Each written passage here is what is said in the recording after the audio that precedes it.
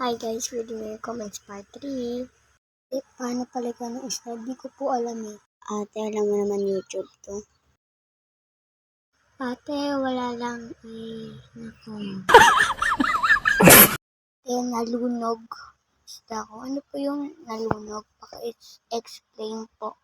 Lungkot ka ba? Hindi. Sa sobrang sayo ko nga. Magpapaparty ako.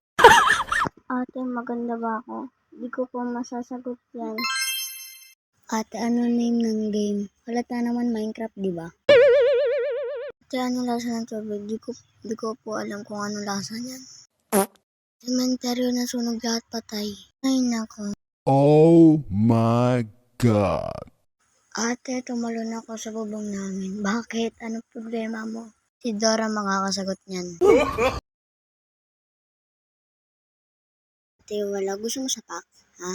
Hinto ko na lang. Ate, bakit nabasa ang tubig? Kasi hot water siya. Ay, di ko rin kasi alam sagot yan. Ate, paano mag-comment? Tanong mo na lang sa nanay mo, be. Ito ba mama mo, be? Ay, mali. Sorry.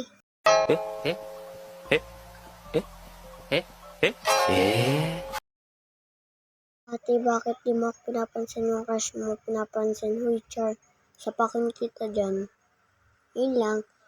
Guys, bye! Thank you for watching.